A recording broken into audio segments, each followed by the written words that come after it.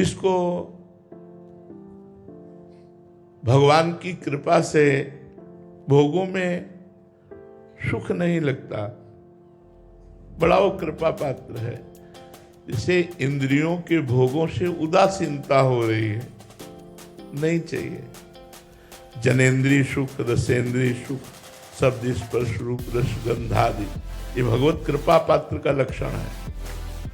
जिसको सांसारिक भोगों से अरुचि हो गई है। निर्विण्णस्य विरक्तस्य पुरुषस्योक्त वेदिनः, वो बार बार भगवान के चिंतन में संलग्न होने की चेष्टा करता है। बहुत सुंदर बात है। भगवान का चिंतन कौन कर सकता है? जो भोगों से उदासीन हो रहा है, विरक्त हो रहा है। नहीं तो भक्ति का नाटक होता है, दंभ होता है, पाखंड होता है, भक्ति शुद्ध नहीं हो पाती। बिन विवेक वैराग्य भक्ति बिन सत्य न एको मानो, भगवत विमुख कपट चतुराई सो पाखंड नहीं जानो, भगवत ऋषि महाराज कहते। जब तक हमारे चित्त का अपहरण रुपये ने कर लिया, भोगों ने कर लिया, भोग संग्रह में हमारी वृत्ति लगी है, मान प्रतिष्ठा की चाह है, तब तक उसे भगवत चिंतन एक तार नहीं होता है। जिसका भोगैश्वर्य रखता नाम, जो अपहृत कर दिया भोगों ने चित्त को, भोगैसक्त प्रसक्ता नाम, जो भोगों में आसक्त चित्त है, उनकी चित्तवृत्ति भगवान में कैसे लगे? तयापहृत चेतसाम व्यवसायत्मिका बुद्धि समाधो न विधीयते। जिनके चित्त का अपहरण भोग और संग्रह ने कर लिया, वो व्यवसायत्मिका बुद्धि भगवान में नहीं लगती, समाधि में नहीं लगती। इसलिए बड़े कृपा पात्र हैं जिनको संसार के भोगों में दुख प्रतीत हो रहा है। सच्ची बात मानिए, कौन सा ऐसा भोग है जिसमें आप सुख प्रतीत करते हैं? केवल बुद्धि भ्रष्ट हो गई है इसलिए ऐसा लगता है। क्या मलमूत्र के द्वार सुख का स्वरूप है? क्या हाड़ मांस का शरीर सुख का स्वरूप है? क्या जो हम अन्न पा लेते 6 घंटे में दुर्गंध युक्त मल बन जाता है वो सुख का स्वरूप है? क्या ये मरण धर्मा शरीर का राग हमें सुख प्रदान करेगा? क्या ये मान प्रतिष्ठा हमें सुख प्रदान करेगी? बड़े बड़े चक्रवर्ती सम्राट हो गए, कागजों में लिखा रखा है, इतिहास में लिखा रखा है, कौन जानता है? यदि आत्मस्वरूप को आप प्राप्त नहीं हुए अपने, यदि भगवत प्रेम नहीं प्राप्त हुआ, तो मनुष्य जीवन का कोई लाभ नहीं मिला। मनुष्य जीवन का लाभ निर्विण्णस्य विरक्तस्य पुरुषस्योक्त वेदिनः मनस्त्यजति दौरात्म्यम चिंतितस्यानुचिंतया।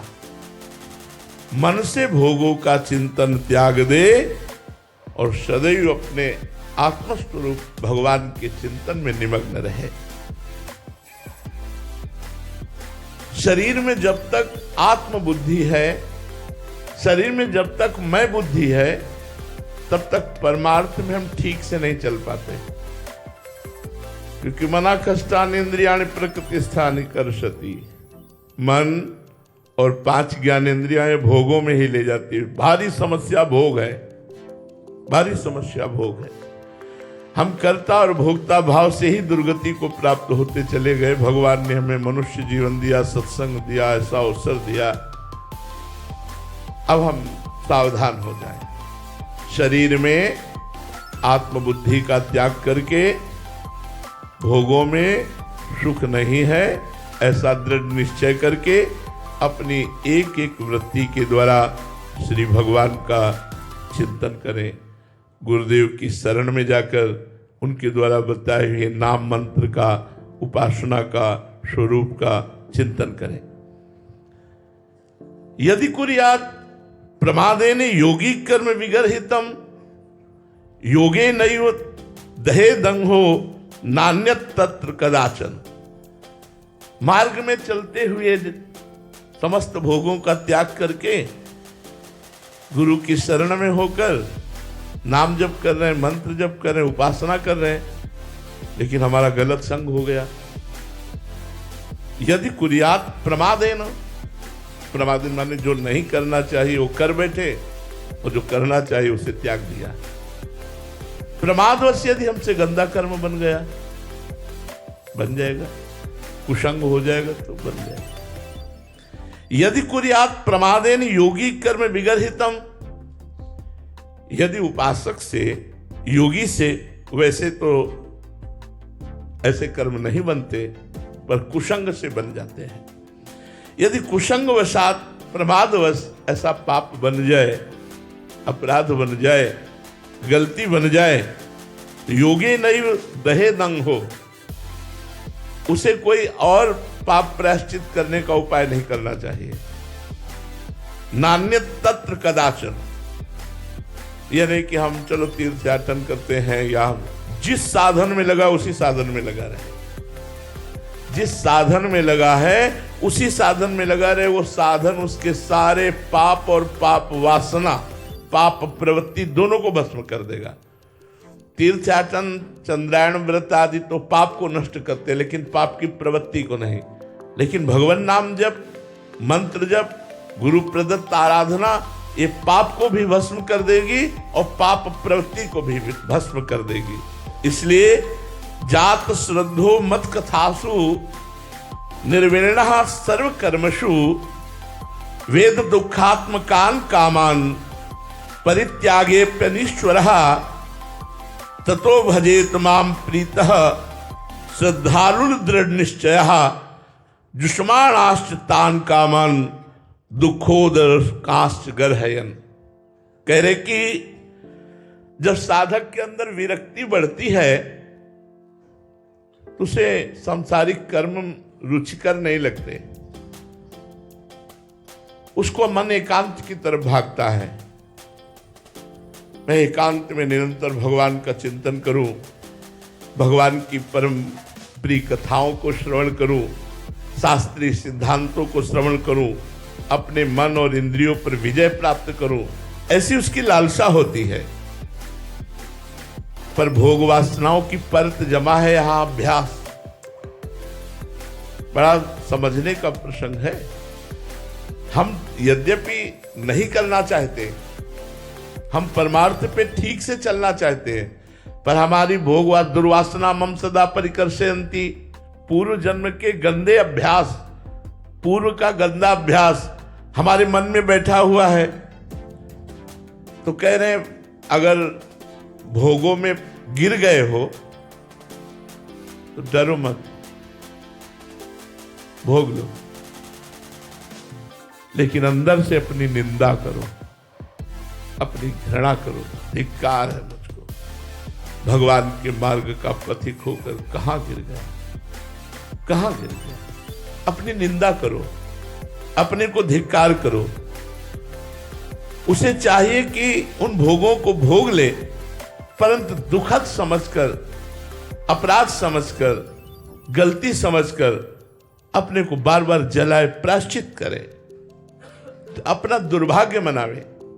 मेरा दुर्भाग्य भगवान का भजन छोड़कर भोगों की प्रीता।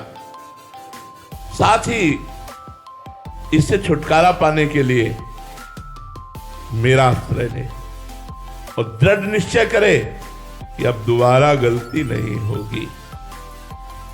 प्रोक्तेन भक्ति योगेन भजतो मां सकृन मुने कामा हृदया नश्यन्ति सर्वे मयि हृदय स्थिते। फिर मैं क्या करता हूं, मैं स्वयं उसके हृदय में जाके बैठ जाता हूं, प्रकाशित हो जाता हूं। जो साधक गिर गया, भ्रष्ट हो गया, बड़ा दुखी है, भगवान से प्रार्थना करता है, तो प्रोक्तेन भक्ति योगेन, चूंकि वो मेरे भक्ति योग में लगा हुआ है और वो मेरा भजन करना चाहता, भजन करता है, लेकिन भजन में विक्षेप पड़ गया, भोग, वो गिर गया, कुसंग वसात पतित हो गया, तो मैं स्वयं उसके हृदय में जाकर कामा हृदया नश्यन्ति सर्वे मयि हृदय स्थिते, मैं जो हृदय में त्रिगुण माया का पर्दा लगा के बैठा था, पर्दा हटा देता हूं और खुला उसके हृदय में बैठकर सारी वासनाओं को भस्म करके फिर उसे निर्विकार बना देता हूं। यहां हमको शिक्षा मिलती है, एक तो हमें कुसंग नहीं करना चाहिए। यदि कुसंग वसात हम पतित हो जाते हैं, हम गिर जाते हैं, हम किसी भोगों में गिर जाते हैं, तो हमें निराश नहीं होना। भगवान का आश्रय लेकर और दृढ़ निश्चय करके अब लो नसानी अब ना नसइयो फिर शुरू करो, तो तुम्हारे हृदय में भगवान विराजमान होकर तुम्हें सद्गति प्रदान करेंगे, तुम्हें सद्बुद्धि प्रदान करेंगे, तुम्हें ज्ञान प्रदान करेंगे। इस मार्ग के पथिक को अगर 1000 बार गिर जाए तो भी निराश नहीं होना चाहिए। कई साधक निराश होकर के परमार्थ ही छोड़ देते हैं, भगवत मार्ग ही छोड़ देते कि अब हमसे नहीं चला जाएगा। लेकिन यहाँ आत्मबल दिया जाता है कि यदि आप गिर जाते हो तो कोई बात नहीं है, आप भगवान का पुनः आश्रय लीजिए और भजन के प्रभाव से समस्त पाप और वासना का नाश करके भगवान को जागृत कीजिए और भगवत प्राप्ति कीजिए। मनुष्य जीवन का परम लक्ष्य भगवत प्राप्ति। हरिवल्लभ दास जी महाराज, राधे राधे महाराज जी। महाराज जी, प्रभु तो करुणा निधान है, फिर सभी को जीव मात्र को मोक्ष देकर नरक यातना से क्यों नहीं बचा लेते सभी को? देखो, बहुत सूक्ष्मता की हम बात कहते हैं। कोई दूसरा हो तो करुणा करके बचा ले, जब आप ही हैं तो आप ही खेल खेलने वाले हैं, आप ही खिलाड़ी हैं और आप ही दंड देने वाले हैं और आप ही दंड भोगने वाले हैं। इसलिए वो खेल रहे, अपने आप से आपकी रचना करते हैं, अपने आप से अपने आप का पालन करते हैं और अपने आप से अपने आप का विनाश करते हैं, तो वो किस पर करुणा करें? इसलिए ये बात समझनी होगी। आप संत हैं इसलिए ऐसा उत्तर दे रहे हैं। भगवान अपने आप से अपने आप में खेल रहे हैं। अब स्वतंत्र रूप से जो हम अज्ञान से युक्त होकर भगवान से विलग हो गए हम और अपने को कर्ता मान लिया, अपने को भोक्ता मान लिया, तब हमको स्वर्ग नरक की यात्रा करनी पड़ेगी। यदि भगवान को कर्ता मानकर उनकी शरण में होकर उनके अधीन हो जाए तो अभी सब माफ हो जाए। हम तो हम सर्वपापेभ्यो मोक्षयिष्यामि मा शुचा। दोनों सूत्रों को समझिए।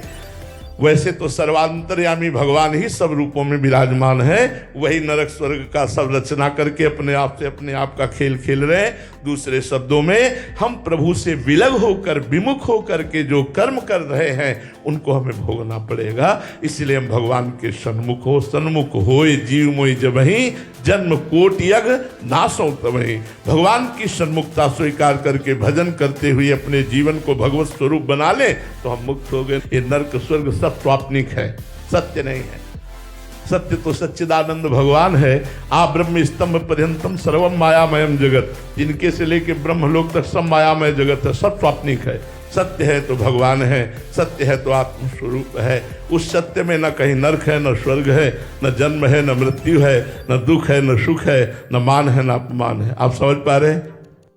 मलकेश जी लंदन से, राधे राधे महाराज जी। महाराज जी, मैं दूसरों की पॉजिटिव या नेगेटिव विचारों से बहुत जल्दी प्रभावित हो जाता हूँ। नहीं होना चाहिए, नहीं तो परेशान हो जाओगे। परेशान हाँ, नहीं होना चाहिए, नहीं परेशान हो जाओगे। दूसरों के भाव में नहीं, नाम जप करो, नाम जप से थोड़ा ठीक हो जाएगा। बुद्धि हमारी शुद्ध होगी तो हमारे अंदर पॉजिटिव विचार इतना पुष्ट हो जाएगा स्वयं का कि दूसरे के नेगेटिव पॉजिटिव पर हमारा विचार ही नहीं जाएगा। दूसरा हमें अच्छा कहे तो हम खुश, दूसरा बुरा कहे तो हम दुखी। ये तो बहुत हल्की बात है, ये तो बहुत मतलब परेशान होने वाली बात है। इसको छोड़िए, नहीं तो परेशान हो जाएंगे। दूसरा बुरा कहे उसकी मति, दूसरा अच्छा कहे उसकी मति। हम जैसे अपने श्री भगवान के हैं, नाम जप कर रहे हैं, अपनी मस्ती में रहते हैं, दूसरे से मतलब नहीं। जो दूसरों से मतलब रखता है वो परेशान हो ही जाएगा। बिल्कुल नहीं। अगर मस्त रहना है तो पीछे गाली तुम्हें कोई दे रहा है, समझो पागल है। पीछे वो आपको कह रहा है बहुत अच्छे आदमी है, तो बहुत वो अच्छा आदमी है जो ऐसा बोल रहा है, उसकी मति है। मैं तो जैसा हूँ वैसा हूँ ही, भगवान का बनाया हुआ। मैं अच्छा या बुरा दूसरे के कहने से मेरे ऊपर कोई फर्क नहीं पड़ता। ऐसे मस्त बनो तब तो आनंदित रहोगे, नहीं तो परेशान होगा। ये संसार किसी को भी एक तरफ से नहीं चलने देता। इसका नाम दुनिया है। ये दोनों ही बात बोलता है। एक अच्छा कहेगा, दूसरा बुरा कहेगा। अब किसकी बात माने हम? हमको चाहिए, हमें अपनी मस्ती में रहना चाहिए। हम एक कथा सुनाते हैं घोड़े वाली। एक घोड़े में पिता और पुत्र दोनों थे, तो उसने पिताजी से कहा आप बैठ जाओ, हम